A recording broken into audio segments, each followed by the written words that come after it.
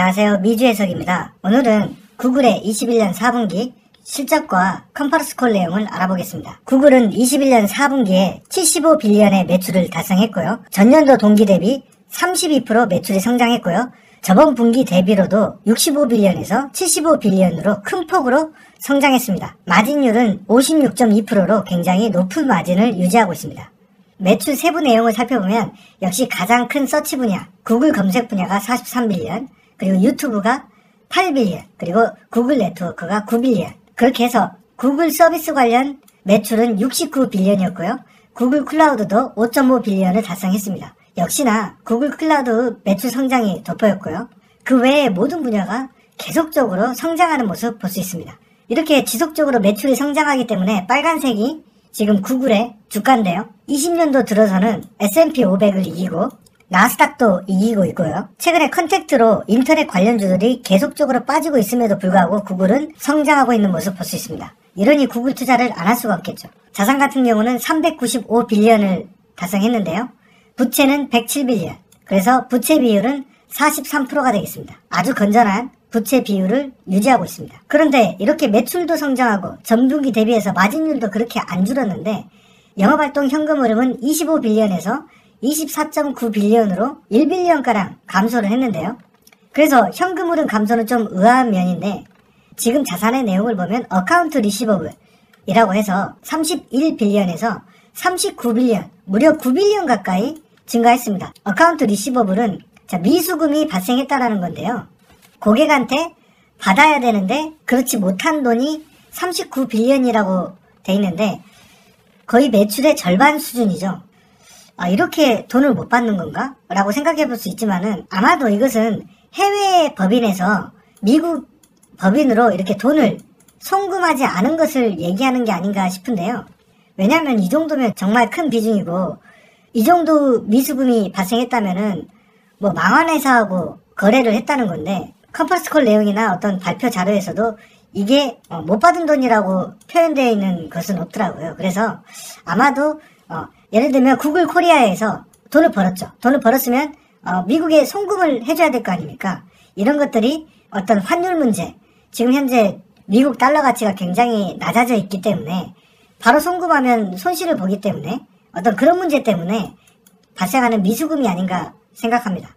제가 회계 전문가는 아니라서 이 부분에 대해서 자세하게 설명이 좀 어려운 것 같습니다. 어찌됐건 매출이 굉장히 성장했음에도 불구하고 주가는 최근에 많이 떨어졌기 때문에 PSR은 6.11 그리고 PER은 24.29가 됐습니다. 지금 나스닥의 평균 PER이 26.03임을 봤을 때 빅테크 주식임에도 프리미엄이 거의 없는 상태죠. PSR 기준으로는 약간 높은 편인데 역시나 PER 기준으로 봐야 되는 것이 마진율이 극강으로 높기 때문에 구글은 PER로 평가해야 된다고 생각하고요. PER 대비했을 때는 빅테크임에도 저평가된 주식이다. 아마도 많은 분들이 코로나가 끝나면 구글이 테크 주식이기 때문에 하락할 거다라고 생각을 많이 하는 것 같아요. 정말 말도 안 되는 얘기라는 걸 알 수 있습니다. ROE와 ROA를 살펴보면 ROE 자체로 봤을 때 30%면 굉장히 양호한 수준이고 ROA로 봤을 때는 21%, 전체 자산 대비해서 수익률을 봤을 때는 21%나 되는 엄청난 주식인 거죠. 그래서 나스닥 평균 ROA가 얼마냐? 6.33입니다. 6.33. 사실상 이 ROA를 비교해본다면은 현재 주가가 곱하기 3배 해도 무리가 없다는 거죠. 그래서 빅테크 주식의 어떤 고평가 논란이 있는데 사실 구글은 여러 지표로 봤을 때는 저평가 영역에 있는 주식이 아닌가 그렇게 생각합니다. 주식의 숫자는 6억 9,500만 주에서 6억 6,100만 주 감소했고요. 특히나 이번 분기에 굉장히 자사주 매입을 많이 했습니다. 이번 분기에 4빌리언 가까이, 저번 분기는 3빌리언 정도 자사주 매입을 했는데 1빌리언 가까이 자사주 매입을 늘렸죠. 자, 그리고 이 밑에 부분도 참 재밌는데요.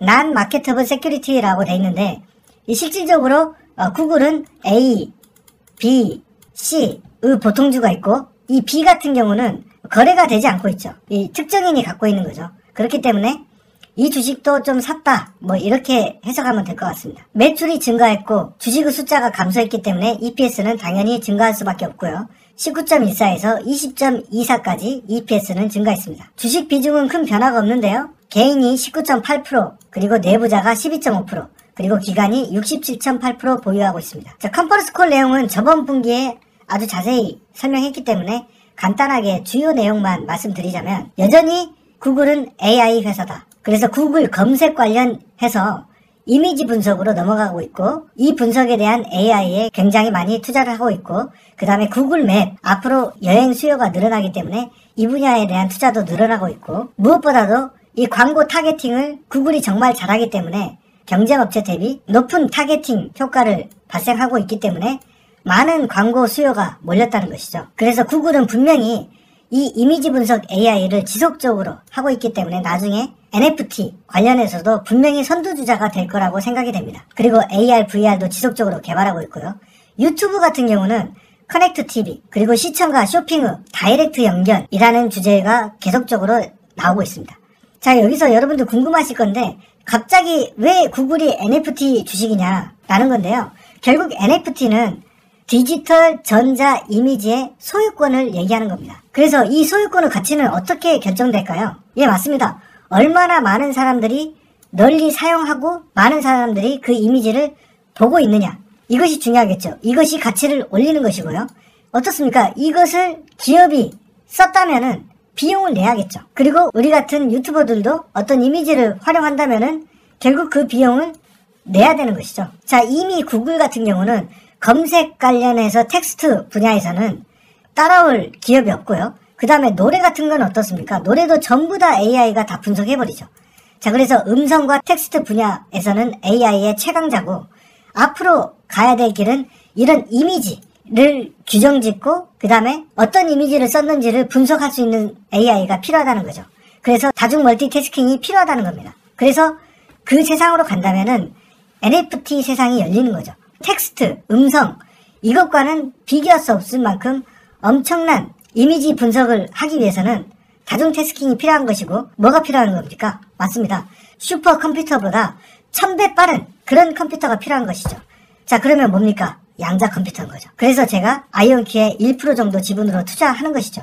자, 그래서 이 NFT 시장이 제대로 열리려면은 결국 이런 이미지 AI, 그리고 양자 컴퓨터, 이런 것들이 필요해지는 세상이 올 것이다. 네, 그래서 아이온큐 1% 비중으로 열심히 투자하고 있습니다. 자, 그러면 구글이 쇼핑과 유튜브가 도대체 어떻게 연결되는 건지 저도 저번 분기에 상당히 의아했었는데, 바로 이런 것이겠죠. 이 슈퍼참치 BTS가 불러가지고 엄청난 인기를 끌었죠. 이 인기를 끌었는데, 그때 이제 이슈가 뭐였냐면, 도대체 이 인형이 어디 거냐 이거죠. 자, 이 인형이 제가 투자하고 있는 바크라는 회사의 인형이었고요.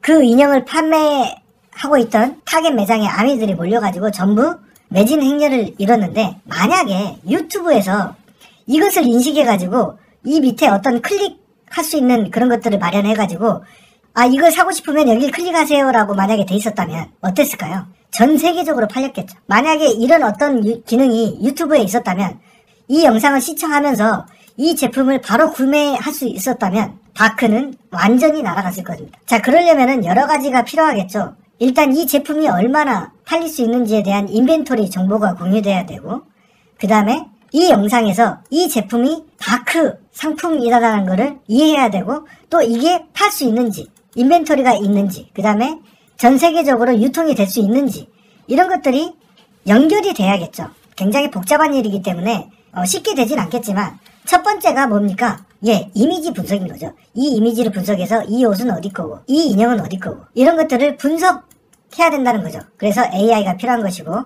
그 다음에 어떤 이 회사들의 개별 제품에 대한 어떤 NFT가 필요한 것이죠. 이런 것들이 등록이 돼 있다면 바로바로 판매가 이루어질 수 있는 시스템이 될 수 있지 않겠냐라는 게 유튜브가 지금 꿈꾸고 있는 미래라는 것이죠. 미래의 쇼핑 방법, 미래의 시청자들한테 제공할 수 있는 분석이라는 것이죠. 자, 그렇다면 그 수익은 누가 갖습니까?